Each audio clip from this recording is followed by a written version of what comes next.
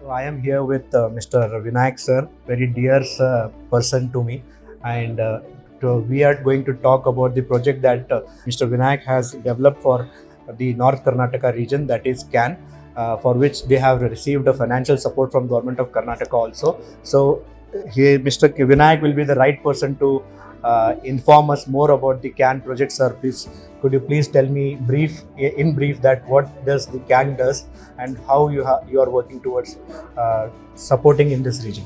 Yeah, to start off with, I am from University of Agriculture Science, Dharwad. Okay. So we are one of the agriculture and allied sector related incubator. Is initially funded by Government of India in 2019. We have something called as Krishik Agribusiness Incubator, which is established and is in the process of incubating startups.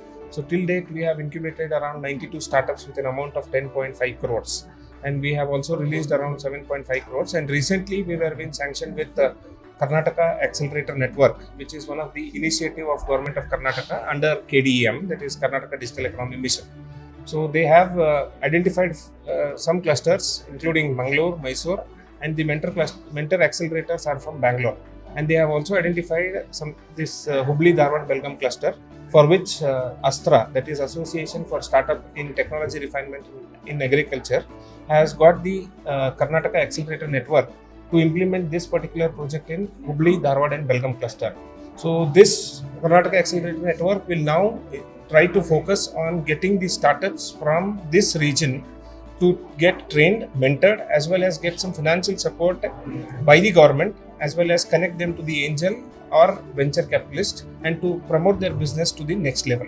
So Karnataka Accelerator Network is basically for accelerating the startups of this region and try to get them reach to some other places, not only in India but abroad. So to quote an example, one of our startup which was incubated with us had participated in Bangalore Tech Summit, which is an yearly event organized under Government of Karnataka, Department of ITBT, wherein KDM was an implementing partner along with them, along with NASCOM. So that startup got the opportunity to meet with the embassy of UK, and the UK have given them an opportunity to start their own company in UK. So one startup has reached beyond India. So not only beyond Bangalore, we are also concentrating on beyond India concept.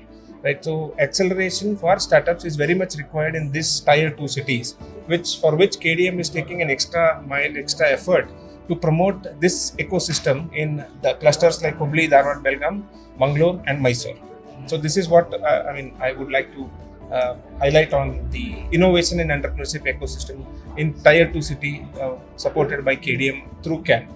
So my question is like, in this region, what kind of quality of entrepreneurs or the startups are placed here, and what potential these people have? Because I see that you are from an incubation center and also you have an academics background, right? So you will be the primary person to whom the entrepreneurs or startups are going to interact with. So what kind of quality compared to the metro cities, right? So what kind of quality or the potential the region has, and if there is some potential, what are the necessary steps in this region people should take ahead? So could you please light more on that? Yeah, sure. Like, we happen to buzz in with a lot of startups which are from tier 2 cities, but there is no comparison as such compared to the metropolitan city and the tier 2 city. But when you see the innovation, it is with the tier 2 city. That's the reason all governments, be it state governments or central government, are concentrating to develop this ecosystem in tier 2 cities. So when you speak about quality, yes, definitely these tier 2 city people are aware of what is the problem and what is the solutions to be given to them. For example, we have a lot of ecosystem partners here who are exhibiting their ideas, startups, as well as their ecosystem, through which we can see that there is a tremendous change in terms of ecosystem. Like when you compare Bangalore with Hubli, if you take as an example, now Deshpande startup, which is one of the pioneer in the startup ecosystem, have almost around 200 plus startups. We also have KLE Technological University, we have SDM College of Engineering, right? So the startup ecosystem is picking up and we get new innovative ideas when compared to metropolitan cities. It is in metropolitan cities, there is some innovation is saturated. Now they are into creativity, developing an additional add-on to the existing product. But here we solve a real-time problem. So when it is up to our incubation center, we are getting into one of the most happening ecosystem, which is agriculture and allied sector, which is need of the hour. So we are concentrating on these allied sectors wherein the technological intervention is very much required. So when technological intervention is required, that will help the farmer to kind of forego the labor shortage what he is facing, wherein in unavailability of labor to work in the farmland. So that there is when you need innovation, right? So tier 2 city have a very good platform to showcase their innovative ideas and get those ideas into a happening commercial entity which could definitely earn revenue. So revenue is one part when it is constrained to startup, but people from two-tier city are reluctant to go for a change to some other city and work. So generation of employment is the other aspect. So government, as government is already helping out these tier 2 cities to come up with this kind of ecosystem, we request the government to even more strengthen the ecosystem so that we can have a lot of startups which will come with new innovative ideas for a real-time problem and give solutions to those problems. Absolutely. So one more question what I have is, we see there are very few people get to access these kind of opportunities, and most of the people do not know that such kind of events or initiatives are happening in this region. So don't you think there is this gap of making people know or pull them to this kind of events? Because as you say, there is a lot of potential. Yes. People who have come here will get to know about it, but the people who are not been to this kind of events or who has not any information about such things. So don't you think there is some gap between the communication at the end? Because when I come personally here, I see a lot of things happening around and I try to make the best use of it, but most of the things people are not at all aware about it. So how we personally or the people at the authorities can do something? So could you please tell me? Yeah. See, as you rightly said, the scope of outreach is one of the major factor for the ecosystem in two-tier cities. Now that people are understanding that there are a lot of schemes available to support the innovative entrepreneurs to get both funding as well as mentoring.